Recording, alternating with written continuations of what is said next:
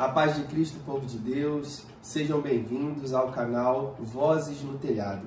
Estamos aqui apresentando para vocês o início desse projeto e, como o início de tudo, a princípio as pessoas perguntam: qual é a origem desse nome? A origem do nome e do projeto vem do livro de Mateus, no capítulo 10, a partir do versículo 27, na frase B que diz: "E o que escutai ao ouvido, pregai sobre os telhados." Esse projeto tem este intuito: falar sobre a palavra de Deus e trazer à luz as Escrituras tudo aquilo que a palavra do Senhor nos diz. Estamos aqui neste primeiro episódio apresentando o tema escatologia. E falando sobre esse tema, nós temos o nosso convidado, pastor, pregador, palestrante, professor de teologia focado em escatologia bíblica. Nosso pastor Leandro Monteiro está com a oportunidade.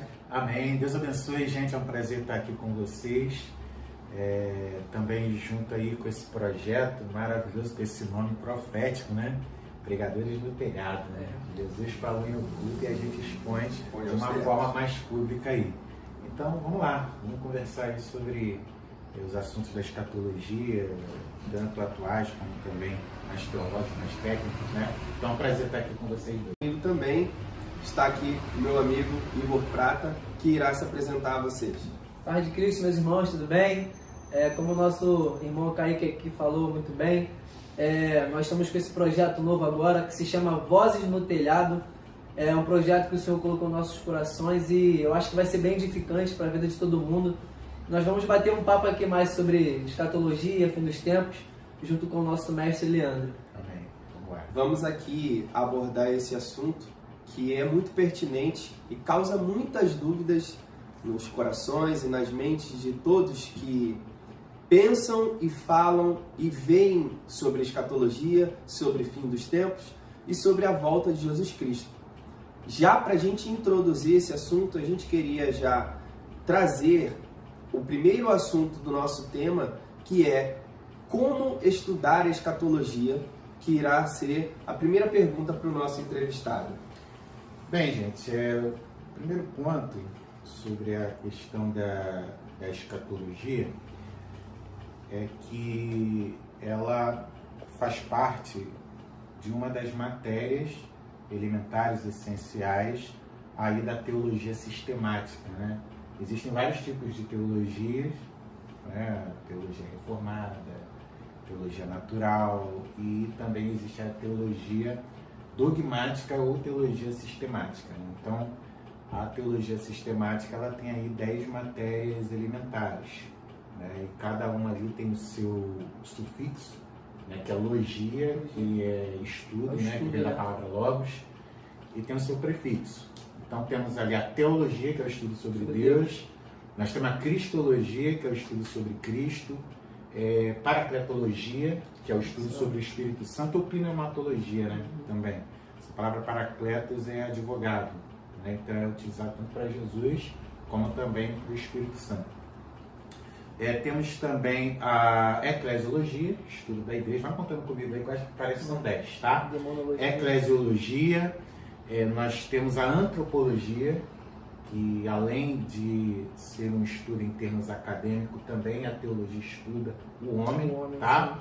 Nós temos também a soteriologia, não é o estudo sobre os solteiros, né? É o estudo sobre a salvação, né? Hamartiologia, essa aí é o estudo sobre o pecado, né? Angelologia, que inclui também a demonologia, né? Mas é dentro da angelologia. Eu falei quantas? Acho que deu umas 8 aí, né? 8. Tem também a bibliologia, tá? Que estuda o processo de escritos da Bíblia Sagrada, né? Dos escritos bíblicos. E por fim temos a escatologia, que significa a doutrina das últimas coisas, né? Em termos acadêmicos, também existe escatologia, que é o estudo das fezes, tá? Você pode deparar com alguém aí, aqui que é escatologia, não, escatologia estuda as fezes.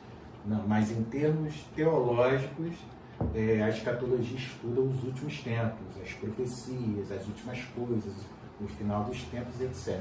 Tá? E como estudar a escatologia? Essa é a pergunta. Nós temos que estudar a escatologia primeiramente a partir da Bíblia Sagrada. Tá? Fugir da Bíblia Sagrada tem sido um erro de muitas pessoas nesses últimos dias. Tá? Então ela é a nossa base. Jesus falou que erramos, vós errais por não conhecer as Escrituras. E toda a Escritura é divinamente inspirada. E se fala que toda a Escritura é inspirada, inclui também a escatologia.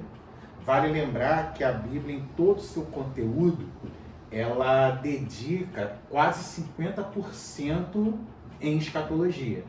Isto é, 50% para todos os outros assuntos, e a Bíblia fala de muita coisa, fala de fé, fala de salvação, fala de muitas coisas. Só que esses assuntos têm que se dividir em 50% e os outros 50% é só escatologia. Isto é 47%, é muito relevante. Desde Gênesis até Apocalipse fala de escatologia. Eu particularmente não sabia dessa informação. Não sabia. Só 3 livros da Bíblia não falam de escatologia. Né? 2ª e 3ª João e a Carta de Filemon, de Paulo a Filemon. E por que esses livros não falam de escatologia? Certamente porque eram livros muito pequenos, né? Então não deu para acrescentar. Mas tirando esses 3, todos falam sobre o fim, né? Tudo tem conteúdo sobre o fim dos tempos, né? Então a escatologia ela está presente desde Gênesis até o livro do Apocalipse. Então a gente precisa estudar a partir da Bíblia com uma boa hermenêutica, uma coisa muito importante, respeitar os sigilos. Né? Muitas pessoas erram porque querem às vezes entrar numa porta que Deus trancou pela fechadura de dentro, né? Então, assim, é claro, existem muitos outros pontos aqui que a gente poderia falar, mas eu quero destacar esses 3 aí, correto? Então é isso aí, gente. Dada essas grandes informações, professor, como a gente começa a estudar o livro do Apocalipse? Por onde começar? Bem, cara, pela Bíblia, né? Como eu falei, só que o livro do Apocalipse, existe uma crença que paira em muitas pessoas até os dias de hoje. E quem nunca ouviu isso? Eu não estudo o Apocalipse porque o Apocalipse é um livro difícil. E parece que as pessoas vão entender que é uma espécie de livro onde Deus quer ocultar as coisas. Só que a palavra Apocalipse, ela é uma junção de 2 palavras. Apô com lípito, né? Apô no grego que dá origem a apostatar, né? Sair, tirar, e lípito é sombras, né? Exatamente. Que dá até origem a eucalipto, né? Então é sombra. Então Apocalipse significa tirar das sombras. Ouvi um significado também que se dizia para longe de, ou seja, para longe da sombra. Para longe da sombra, exatamente. Por isso que no inglês é revelation, né? E o livro pra gente é revelação. Então, se o nome desse livro é Revelação, então significa que Deus mais quer tirar das sombras do que esconder alguma coisa. Interessante. Do que esconder. Muito bom. Então, assim, como a gente começa a estudar? A partir da Bíblia, entendendo que Deus quer revelar algumas coisas, e essas coisas, algumas delas serão reveladas no tempo determinado, mas grande parte ali são indícios de coisas que estão acontecendo, que já aconteceram e também que vão acontecer. Né? E é interessante isso também, essa questão de o Apocalipse ser o livro da revelação, é que muita gente também tem essa teoria, esse costume de ter medo, né, do Apocalipse, sendo que quando a gente entende o verdadeiro significado do nome Apocalipse, significa a revelação de Deus, né? Sim. Deus ele descortinando, tirando o véu das coisas pra gente, nós devemos nos alegrar, porque o Senhor está nos mostrando o que vai acontecer. Sim. E isso deve nos consolar, nos preparar, né? Exato. A importância de estudar a escatologia. Até porque Deus tem prazer de revelar, né? Lembra quando ele falou ali com Abraão, antes de a cidade de Sodoma se destruir? Sim. Ocultarei eu alguma coisa ao meu servo Abraão? Deus ele tem prazer. Tem um texto ali, parece que é em Isaías, lá no capítulo 46, se não me falha a memória, depois eu vou pegar aqui o texto, sabe? Que fala que Deus ele revela as coisas desde o princípio, né? Desde o princípio ele anuncia as últimas coisas.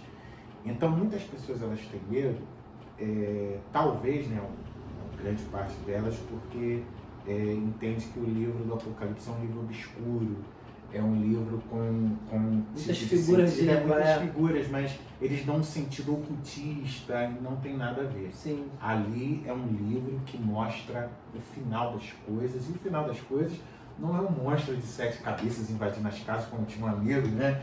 Ele já foi interpretar esses textos de Apocalipse 12, Apocalipse 13, Apocalipse 17. Aí ele simplesmente falou que entraria um monstro nas casas e começaria a devorar as pessoas. Não é isso, né? Mas o final do Apocalipse é a vitória de Cristo, a vitória da igreja. Glória a Deus. E isso torna o livro do Apocalipse muito especial. Jesus, ele fala que ele é o primeiro e o último, né? O primeiro e o derradeiro, o alfa e o ômega. Então o livro do Apocalipse também tem a ver com esse logo. Jesus é a palavra. Ele tem a ver com esse final. Ele é o final de todas as coisas. Jesus é o foco do Apocalipse, o foco da escatologia, e muitos erram por não manter Jesus na escatologia, né? E cometem muitos equívocos. Então, comece lendo o livro do Apocalipse, né? Claro que Jesus é o alfa e o ômega. A gente precisa começar do princípio. A gente, por exemplo, tem o nosso tema aqui do nosso canal, que fala do telhado. Para se ter um telhado, precisa se ter uma base. Então, o problema é que muitas pessoas também querem logo só ler o livro do Apocalipse e alguns textos separados e esquecem que as coisas começam em Gênesis, né? Então, a gente precisa entender que tem coisas que no livro do Apocalipse só fazem sentido quando você entende os profetas. Sim. Entendeu? Então, começa com a palavra, com a boa hermenêutica, né? Existem muitos recursos que ajudam a entender, e seria isso. Entendeu? E também, com relação ao que foi citado agora, que muitas pessoas pulam etapas e acabam indo diretamente para o livro de Apocalipse e não compreendem que até lá em Gênesis é citado, no caso em Apocalipse é citado a serpente, que é o dragão. Que o livro de Apocalipse ele fala o dragão, a antiga serpente, a serpente lá do Gênesis. Então, são algumas figuras e alguns exemplos que a gente tem dentro do próprio texto que vão fazendo referência a outros textos, como o pastor mesmo disse. Partindo desse princípio, é possível ter compreensões diferentes do livro de Apocalipse, lendo ele sem algumas outras referências? Como o senhor disse que as pessoas acabam confundindo as figuras e acreditam que aquelas figuras que estão sendo tratadas lá são literais. Isso é um erro de quem não compreende o jeito certo de ler o livro? Ou é um erro de quem acredita que tudo que está escrito lá é literal? O que acontece? A nossa teologia, eu vou falar aqui de uma forma bem superficial, ela é influenciada por 2 escolas, né? Dentro do campo da hermenêutica, que é a ciência das interpretações. Então, essas escolas seriam a escola da Alexandria, né, no Egito, e a escola da Antioquia. A escola da Alexandria adotou um sentido mais alegórico, e da Antioquia adotou um sentido mais literal, tá? Então, eu acredito que muitos equívocos acontecem, tá, por causa desse tipo de interpretação mais alegórica, tá? É claro que a Bíblia, principalmente o livro do Apocalipse, se utiliza muito de figuras de linguagem, simbologias, mas a gente precisa entender que, no meu ponto de vista, a melhor forma de se interpretar um texto, né, incluindo o livro do Apocalipse, é olhando aquele texto de forma literal. E caso aquele texto não esteja fazendo sentido na literalidade dele, então a gente faz uso de uma interpretação, tá? Ou aguarda em Deus, né? Aquela interpretação. Porque é aí que muitos acabam caindo em determinadas situações, até falando besteira. Trocando o verdadeiro significado. Por exemplo, a gente pega ali Apocalipse capítulo 12, né? Então, é claro que é um tipo de texto que você não pode levar para a literalidade, né? E vi um grande sinal, uma mulher vestida de sol, não faz sentido, né? A gente falar que aquilo ali é literal. A riqueza de símbolos ali é muito grande, tá? A gente precisa, a partir da Bíblia, tá? É um ponto bastante interessante.